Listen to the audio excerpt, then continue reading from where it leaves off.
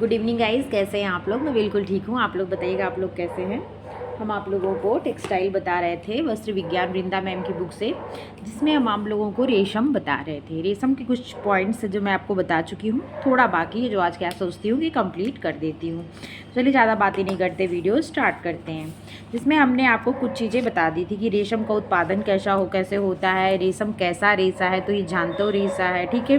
कहाँ कब इसका कैसे, मतलब इसके इतिहास के बारे में, तो वो सीन लिंचिंग जो थी, उनको रेशम की देवी मानते हैं, वो एक बार चाय पी रही थी तो उसमें क्या हुआ, कोकून चला गया था। ऐसे ऐसे करके रेशम का उत्पादन हुआ था। रेशम के प्राचीन नाम केटजा, पट्ट, पीताम्बर, टसर, चिन्ह, पट्ट वस्त्र आदि थे। फिर रेशम का उत्पादन हमने बताया, इसे सेरीकल्चर कहते हैं। और बॉम्बेक्स मोरी नाम का क्या होता है, कीड़ा होता है जो क्या करता है, शहतूत की पत्तियों को खाता है और क्या करता है, अपना जीवन एक कहते हैं अलग अलग स्टेज से गुजरता है। और क्या होता है कि हमें रेशा की उससे प्राप्ति होती है। जो जिसे हम कीड़े के रूप में छोड़ देते हैं, वो आगे मतलब उन सेरीकल्चर जो ये खेती है, जो ये प्रोडक्शन का तरीका है, इसको आगे बढ़ाने के लिए फिर उन कीड़ों का उपयोग किया जाता है, ठीक है। तो फिर ऐसे इसका बताते हैं कि शहतूत की खेती, फिर कीड़ों को पालना, फिर क्या होता है तो कोकून की छटाई, उसके बाद गोंद ढीला करना, धागे निकालना, धागे को ऐठन देना। उसके बाद रेशम के कीड़ों का जीवन चक्र, अंडा, लार्वा, प्यूपा, कीड़ा हमने बताया था आपको।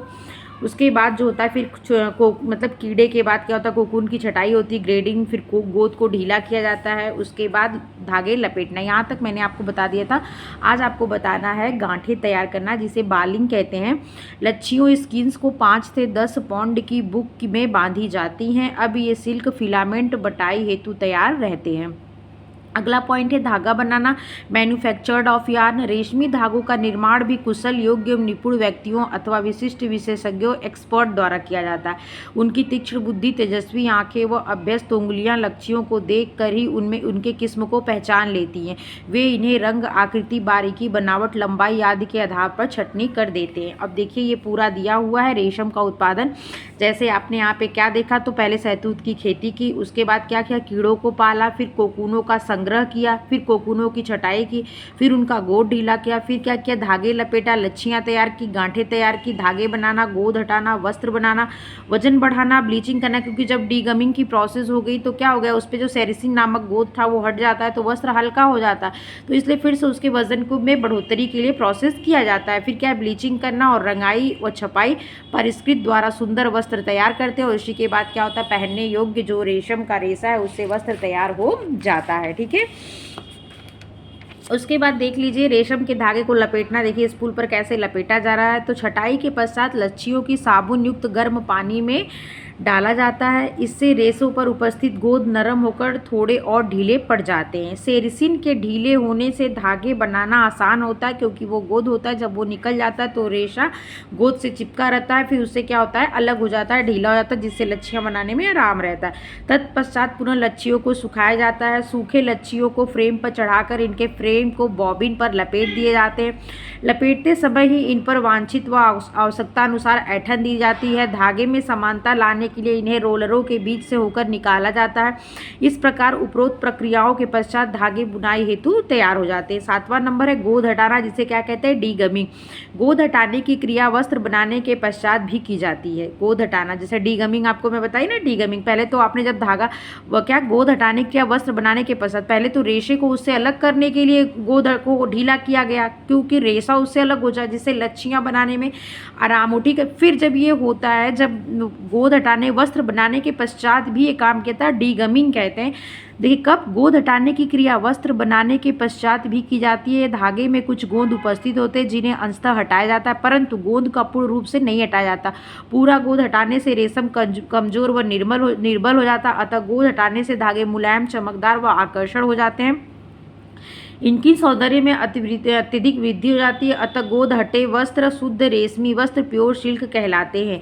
प्योर सिल्क कौन सा रेशा कहलाता है, जिसमें गोंद नहीं होता। गोंद हटे वस्त्र शुद्ध रेशमी वस्त्र प्योर सिल्क कहलाते हैं। इनकी रचना अत्यंत सघन होती है। ये अत्यंत सुंदर, चमकदार, बारीक, आकर्षक एवं श्रेष्ठ होते हैं। इनमें प्रतिस्कंदता, प्रत्यास्था व लोच का अद्भुत विलक्षण गुण विद्यमान रहता है। साथ ही साथ मजबूत होते हैं, परंतु शुद्ध रेशमी वस्त्र अत्यंत मूल्यवान होते हैं। अतः सर्वसाधारण साधारण के पहुंच से काफ़ी दूर होते हैं। इनके मूल्य को कुछ कम करने व आम जनता के लिए सुलभ बनाने हेतु इनके धागों पर कुछ धातु सटाकर इन्हें वजनी किया जाता है। ठीक है, अगला आता आपको बताइए जब क्या होता है, जब इसमें से गोंद हटा दिया जाता है सेरिसिन को अलग करने के लिए, फाइब्रिन से सेरिसिन को अलग करने के लिए जब गोंद हटाया, गोंद को अलग किया जाता है, तब एक बार गोंद हटता है। फिर डीगमिंग प्रोसेस में भी क्या कहता है, गोंद डीगमिंग मतलब क्या कहता है, वस्त्र को वजनी बनाने के लिए क्या कहता है, डीगमिंग की प्रोसेस की जाती है। वजन बढ़ाना वेटनिंग, वजन बढ़ाना वेटनिंग। ठीक है, रेशमी वस्त्रों को सर्वसुलभ बनाने हेतु इनमें धागों पर धातु जैसे लोहा, टीन, जैसे क्या क्या डीगमिंग के प्रोसेस से क्या हुआ, गोंद हटाया हमने। ठीक है, वजन हल्का हो गया, तो अब वजनी किससे करेंगे, वेटनिंग की प्रोसेस किससे करेंगे, तो लोहा, टीन, कुछ धातुओं का प्रयोग करते हैं जिसमें लोहा, टीन आदि सटाकर भारी बनाया जाता है। रेशमी धागों में इन धातुओं के प्रति काफ़ी सादृश्यता एफिनिटी रहती है, अतः ये धातु धागे से शीघ्रता से चिपककर एक साथ यूनिफॉर्म हो जाते हैं। धागों में धागु सटाने की क्रिया ही वजनीकरण वेटनिंग कहलाती है। धागों में धातु को सटाने की क्रिया क्या कहलाती है, तो वजनीकरण वेटनिंग कहलाती है। ठीक है, और धागों पर जब कुछ धातु, देखिए लिखे ना, वजनी बनाया था। और जब शुद्ध रेशम कब कहलाता है, जब गोंद हटा हुआ जो रेशा होता है उसे शुद्ध रेशा कहते हैं। उससे बने वस्त्र को क्या कहते हैं, शुद्ध रेशमी वस्त्र कहते हैं। फिर इससे वस्त्र कुछ कड़े, दृढ़ एवं सघन हो जाते हैं, परंतु इनमें प्रत्यास्था, प्रतिस्कंदता एवं मजबूती का अभाव होता है। वस्त्र जहाँ से मुड़ते हैं वहीं से कट जाते हैं, ऐसे वस्त्र टिकाऊ नहीं होते। अगली प्रोसेस है 9 नंबर है ब्लीचिंग। ब्लीचिंग में क्या होता है, तीव्र एवं शक्तिशाली ब्लीचिंग रेशम के रेशे को क्या करते हैं, हानि पहुंचाते हैं, जिससे रेशे नष्ट हो जाते हैं। इसलिए अत्यधिक हल्के व मृदु ब्लीच जिसे माइल्ड एंड सॉफ्ट ब्लीच जैसे हाइड्रोजन पेरोक्साइड का प्रयोग किया जाता है। हाइड्रोजन पेरोक्साइड कैसा है, तो मृदु ब्लीच के अंतर्गत आता है, माइल्ड होता है। नंबर 10 है रंगना, जिसे डाइंग कहते हैं। तो ऊन के समान रेशम में भी रंगों के प्रति गहरी सादृश्यता एफिनिटी रहती है। इस पर चटकीले रंग सुंदर ढंग से चढ़ते हैं, रंग पक्के चढ़ते हैं तथा धूप, प्रकाश एवं धुलाई से ज़्यादा प्रभावित नहीं होते। अम्लीय रंग इनके स्वभाव व प्रकृति के अनुरूप होते हैं। अगला है छपाई, जिसे प्रिंटिंग कहते हैं। तो रंगाई के पश्चात रेशमी वस्त्रों की छपाई की जाती है। इन्हें किसी भी रंग व विधि से सुंदर डिजाइनों से अलंकृत एवं सुशोभित किया जाता है, किसमें, छपाई में।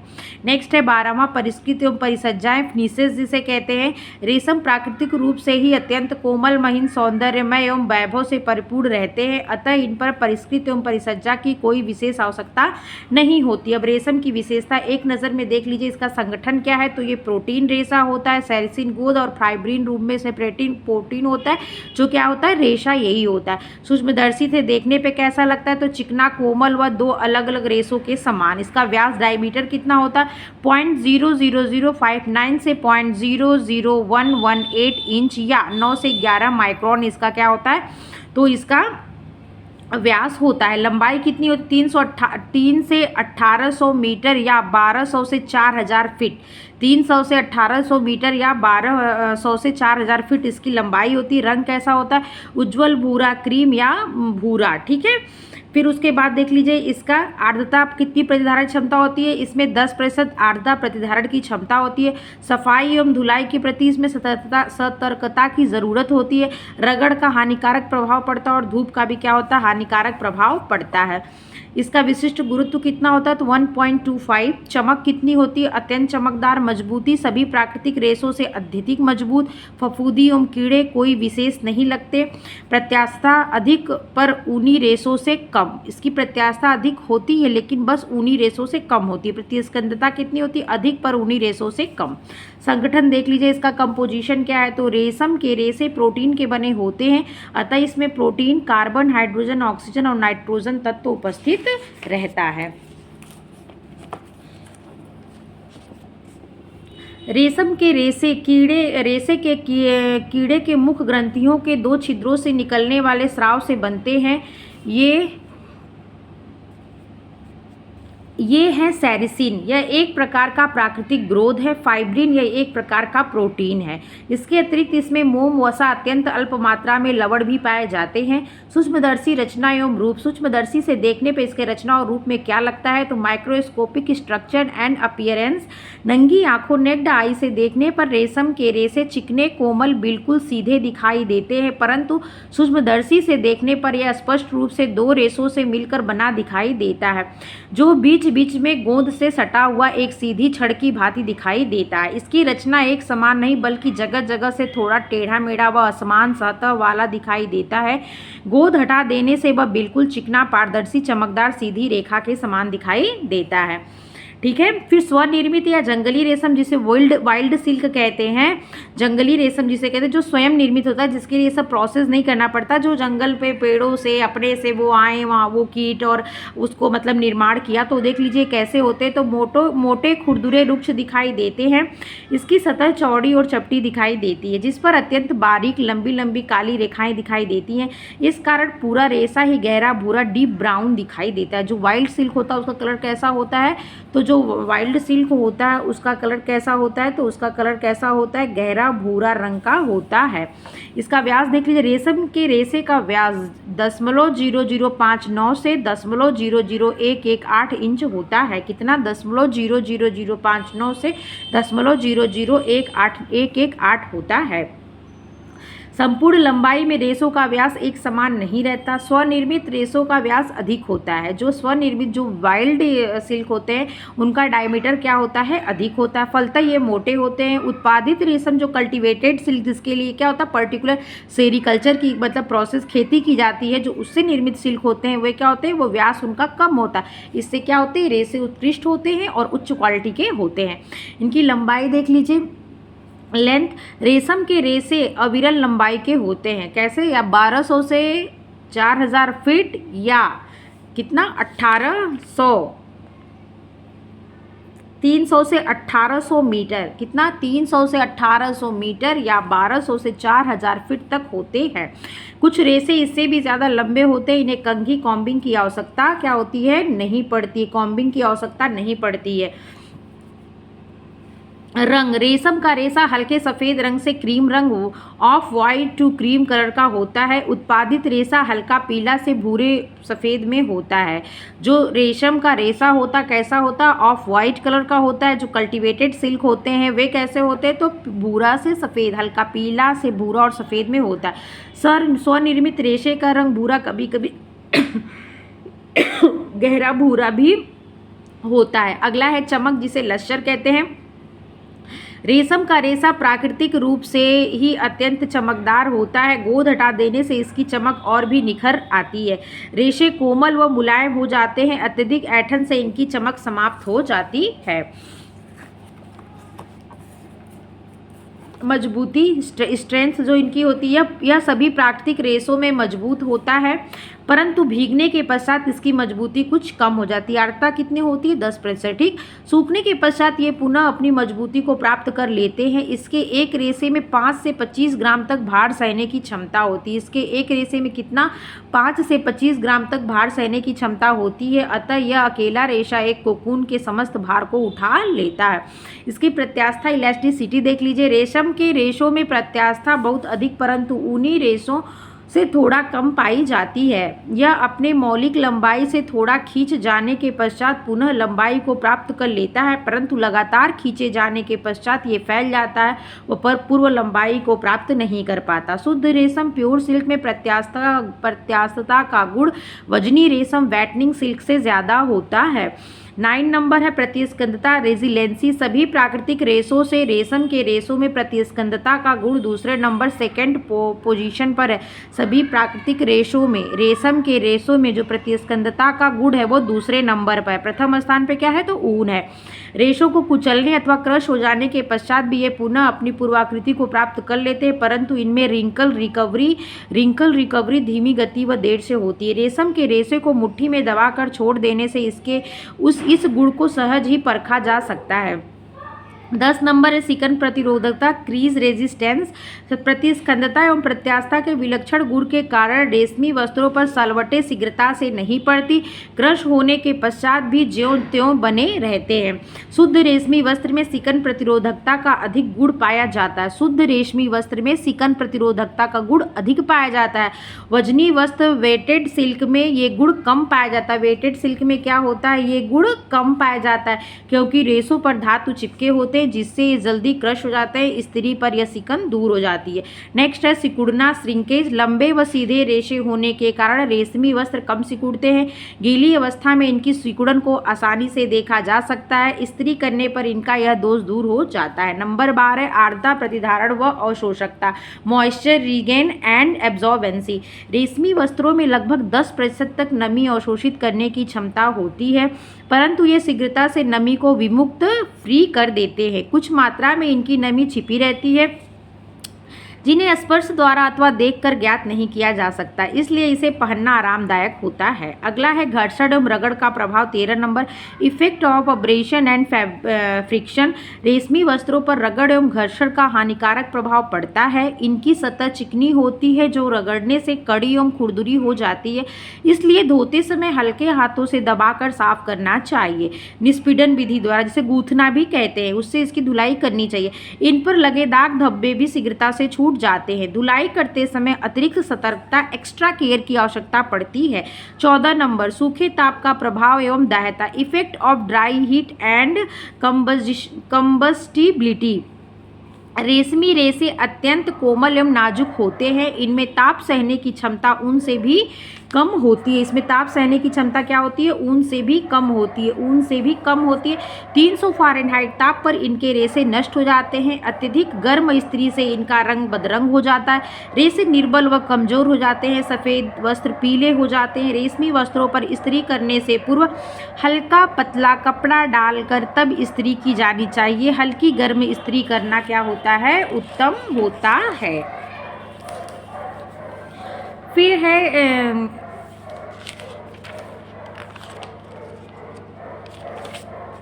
रेशम का रेशा ज्वलनशील नहीं होता है। रेशम का रेशा क्या होता है, ज्वलनशील नहीं होता है। लौ हटा देने से कैसा होता है, ज्वलनशील नहीं होता है। लौ हटा देने से यह स्वतः बुझ जाता है। जलने पर बाल के जलने जैसी गंध आती है। नेक्स्ट है धूप एवं प्रकाश का प्रभाव, effect of sunlight and exposure. रेशमी वस्त्रों पर धूप एवं प्रकाश का हानिकारक एवं बुरा प्रभाव पड़ता है। इसका रंग फीका, कभी कभी भद्दा एवं बदरंग भी हो जाता है। रेशे कमजोर हो जाते हैं। लगातार सूर्य प्रकाश के संपर्क में आकर रेशे निर्बल होकर नष्ट हो जाते हैं, अतः धुलाई के पश्चात इन्हें छाया शैडो में सुखाना चाहिए। 16 नंबर है सफाई एवं धुलाई, क्लीननेस एंड वॉशेबिलिटी। रेशमी वस्त्रों का सतह अत्यंत चिकना एवं मुलायम होता है, इसलिए ये शीघ्रता से गंदे नहीं होते। धूल कण, मिट्टी, प्राकृतिक गंदगियां आदि चिकनी सतह के कारण फिसलकर नीचे गिर जाती हैं। इन पर लगे दाग धब्बे शीघ्रता से छूट जाते हैं। रेशमी वस्त्रों को नरम, मृदु एवं उदास प्रकृति, soft, mild and neutral soap of detergent के साबुन अथवा शोधक पदार्थ से धोना चाहिए। इससे इनकी रचना एवं आकृति बिगड़ जाती है, नहीं बिगड़ती। रेशों में बिखराव आ जाता है। रेशे कमजोर होकर शीघ्रता से फट जाते हैं। क्या होगा अगर इस पर हार्ड, ठीक है, अगर हार्ड, न्यूट्रल नहीं, हार्ड हो, माइल्ड नहीं हो, ज़्यादा इफेक्टिव हो, जिसे कहते हैं ज़्यादा असर जिसका पड़ता हो, सॉफ्ट ना होकर हार्ड हो, तो क्या होगा, रेशे खराब हो जाएंगे, टूट जाएंगे। रेशे कमजोर होकर शीघ्रता से फट जाते हैं, अतः इन्हें हल्के हाथों से दबा दबाकर स्वच्छ करना चाहिए तथा संभव हो, जहाँ तक संभव हो सके शुष्क धुलाई, ड्राई क्लीनिंग द्वारा साफ करवाना चाहिए।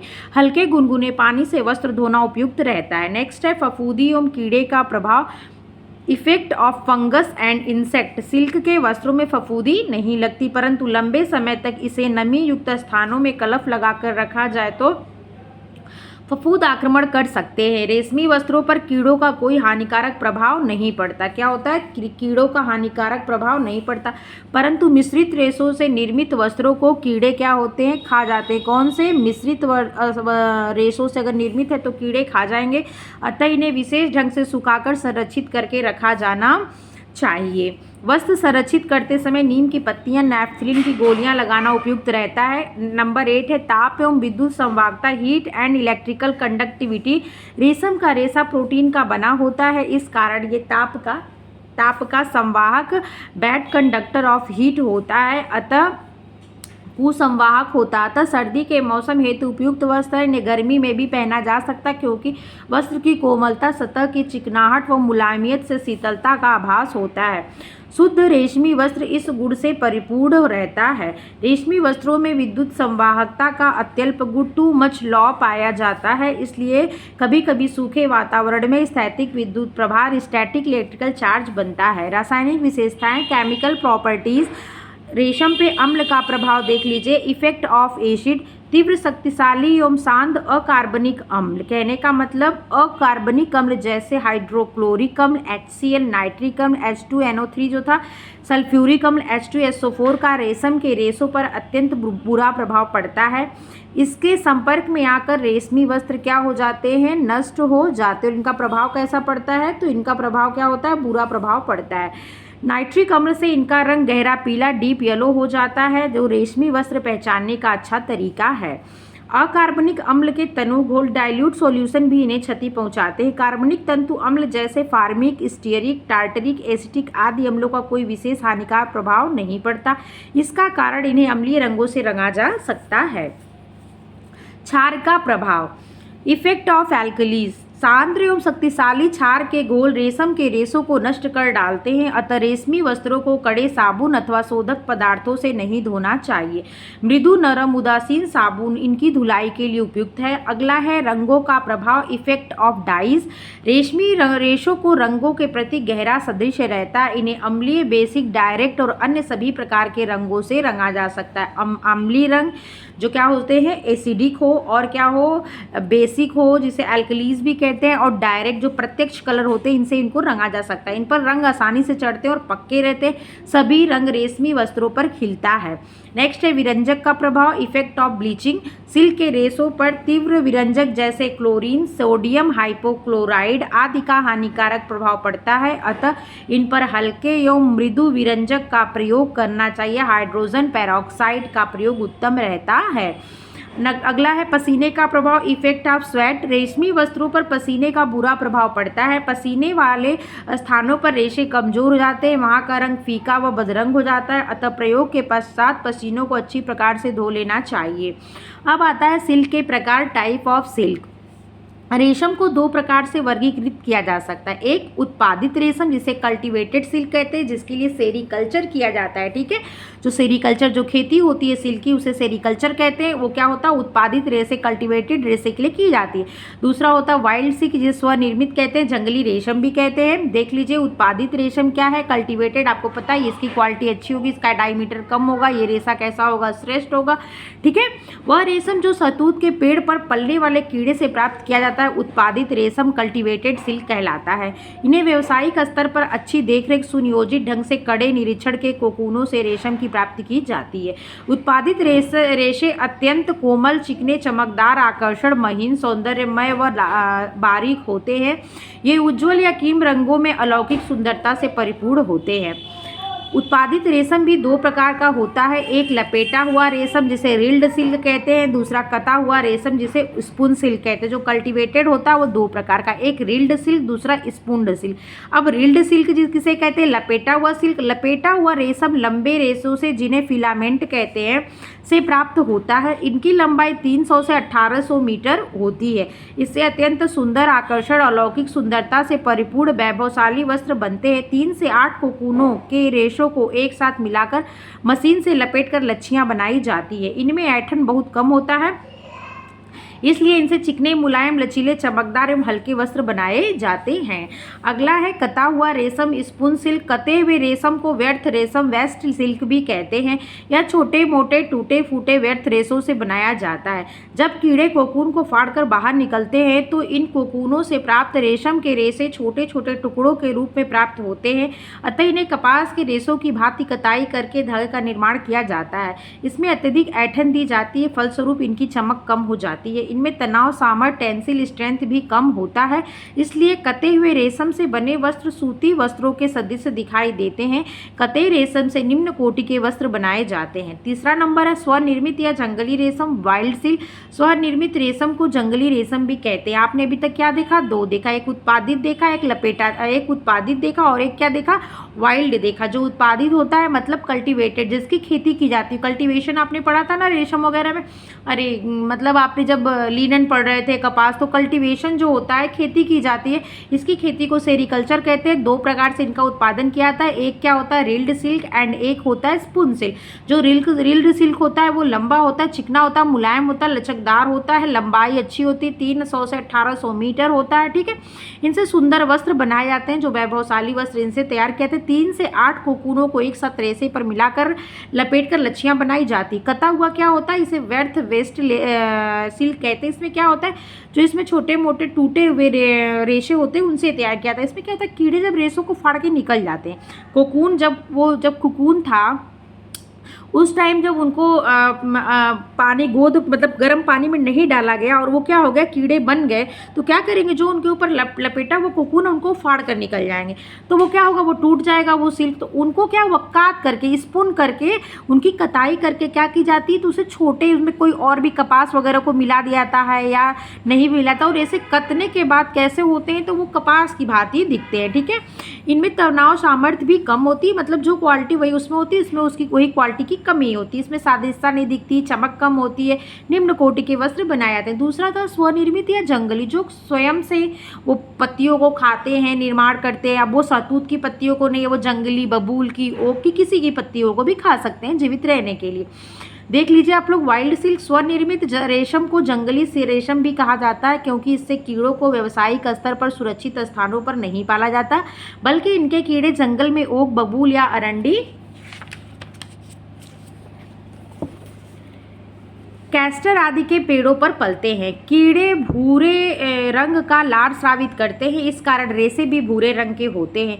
रेशे थोड़े कड़े, मोटे, कम चिकने व अनियमित आकार, इरेगुलर शेप के होते हैं। कम चमक होते हुए भी इनकी मजबूती अधिक होती है, अतः इनमें टिकाऊ वस्त्र बनते हैं। इनका मूल्य भी उत्पादित रेशम से कम होता है। स्वनिर्मित रेशम भी 3 प्रकार के होते हैं। स्वनिर्मित जो खुद से निर्मित है, जो जंगल में ओक, बबूल की पत्तियों को खाकर जीते हैं। ठीक है, वो इनके जो मुंह से लार्वा निकलती है वो डार्क ब्राउन कलर की होती है, तो रेशे भी वैसे ही बनते हैं। तो ये भी क्या होता है? 3 होते हैं, एक मूंगा रेशम, एक टसर रेशम और एक एरी रेशम। जो मूंगा रेशम होता है उसको देख लीजिए, इसके कीड़े ओक के पेड़ को, जो ओक के वृक्ष पे तैयार होते हैं, उनकी पत्तियों को खाते हैं, वो क्या होते हैं? मूंगा रेशम बनते हैं। ये ओक की पत्तियां खाकर जीते हैं। ओक की पत्तियों में टैनिन की अधिक मात्रा होती है। इनका आहार भी निम्न कोटि का होता है, जिनका प्रभाव रेशम के किस्म पर पड़ता है। कीड़े के मुख छिद्रों से भूरे रंग का लार निकलता है, जो सूखकर रेशे बन जाते हैं। चूंकि लार का रंग भूरा होता है, इसलिए भूरे रंग के रेशे की प्राप्ति होती है। परंतु आसाम से प्राप्त मूंगा रेशम सुनहरा, पीला, गोल्डन येलो रंग का होता है। यह क्या होता है? चमकदार होता है, मुलायम होता है, बारीक होता है, सूक्ष्म होता है। वो क्या होता है? कोमल व सुंदर होता है, जिसका उपयोग क्या किया जाता है? कढ़ाई, एम्ब्रॉयडरी के लिए। जो आसाम में जो मूंगा प्राप्त किया जाता है, मूंगा रेशम, वो कैसा होता है? तो गोल्डन कलर का होता है। उसका उपयोग किसके लिए किया जाता है? तो एम्ब्रॉयडरी के लिए उसका उपयोग किया जाता है। वैसे ही ये किस पत्तियों पे? तो ये ओक की पत्तियों को खाते हैं, उसमें टैनिन होता है, तो ये अपना उसका मुख्य, उनकी पत्तियों में टैनिन होता है, ये उनका मुख्य आहार होता है। तो इनसे कैसा होता है? भूरे रंग के लार निकलते हैं, जो क्या होते हैं? जो भूरे रंग का रेशा बनाते हैं। ठीक है, और कहाँ मिलता है? तो ये आसाम में इनकी प्राप्ति होती है। आसाम से क्या होता है? इनकी प्राप्ति कहाँ से होती है? तो आसाम से होती है। सुनहरा गोल्डन येलो रंग का निकलता है, एम्ब्रॉयडरी वगैरह के लिए अच्छा होता है। टसर सिल्क, इसके कीड़े ओक व बबूल दोनों ही पेड़ों पर पाए जाते हैं। किस पे? टसर के, ओक पे भी और बबूल पे भी। ओक की पत्तियां खाने से रेशे का रंग भूरा होता है, रेशे में टैनिक अम्ल पाया जाता है, इसी कारण रेशे सख्त कठोर होते हैं। भारत के बिहार राज्य के भागलपुर जिले में यह अत्यधिक पाया जाता है। नेक्स्ट है एरी रेशम। अरंडी के पेड़ों पर पड़ने वाले कीड़े से प्राप्त रेशम को एरी रेशम कहा। किसके पेड़ों पर? अरंडी के पेड़ों पर, इसीलिए क्या होता है? इसके एरी रेशम कहा जाता है। ये बंगाल एवं आसाम में अधिक पाए जाते हैं। इसके रेशे अत्यंत कोमल, बारीक, चिकने, सूक्ष्म, चमकदार होते हैं। इसका रंग पीला येलो होता, अत्यंत महीन होने से इसके रेशे को सावधानी पूर्वक लपेटा जाता है। रेशम का प्रकार एक दृष्टि में देख लीजिए, जो अभी तक आपको हमने बताया वही है, मैं शॉर्ट्स में डाल दूंगी, आप देख लीजिएगा, ठीक है। अंतर देख लीजिए, लपेटा हुआ रेशम, कता हुआ रेशम। रेशम सीधी अविरल लंबाई के 300 से 1800 मीटर तक लंबे होते। कौन सा रेशम? लपेटा रेशम। कता रेशम कैसा होता है? जैसे स्पून सिल्क कहते हैं। ये कटे होते, फटे होते, टूटे फूटे व्यर्थ रेशे होते हैं। नंबर 2 पे लपेटा रेशा बढ़िया कोकून से रेशे प्राप्त किए जाते हैं और कता हुआ रेशम टूटे फूटे कोकून से रेशे प्राप्त किए जाते हैं। 3 नंबर, रेशे अत्यंत चमकदार, कोमल, अलौकिक सुंदरता से युक्त, विलक्षण गुणों से परिपूर्ण, मजबूत होते हैं। 3 नंबर, इसमें कते में क्या है? रेशे कम चमकदार, मतलब जो इसमें है वो इसमें नहीं है, ये सूती की तरह दिखाई देते हैं। इसमें कम ऐंठन डाली जाती है, इसमें अधिक ऐंठन बटा जाता है, इसीलिए सूती की तरह दिखता है। सफ़ेद व क्रीम रंग का होता है, सुनहरे पीले रंग से लेकर भूरे रंग का होता है, ठीक है। इसमें अत्यंत वैभवशाली उच्च कोटि के वस्त्र बनते हैं। किससे? रिल्ड सिल्क से, और स्पून सिल्क से कैसे? निम्न कोटि के सिल्क बनते हैं। इनमें तनाव, सामर्थ्य, प्रत्यास्था आदि अधिक पाया जाता है, इसमें कम पाया जाता है। जैसे कपास में कम पाया जाता है, वैसे इसमें भी कम पाया जाता है। वस्त्र बनाने हेतु रेशों की लच्छी तैयार की जाती है। क्या लिए? स्किन तैयार की जाती है। वस्त्र बनाने हेतु लच्छी नहीं तैयार की जाती। इनसे अति मूल्यवान महंगे वस्त्र बनते हैं। इससे क्या होता है? कम मूल्य के वस्त्र जो सभी वर्ग के लोग पहन सकते हैं। आप देख सकते हैं यहाँ पे ये चैप्टर खत्म होता है। नेक्स्ट मैं रेयान स्टार्ट करूंगी। अगर आप लोग को मेरी वीडियो अच्छी लगे तो लाइक शेयर सब्सक्राइब कर दिया करिए। देखने के लिए थैंक यू, टेक केयर।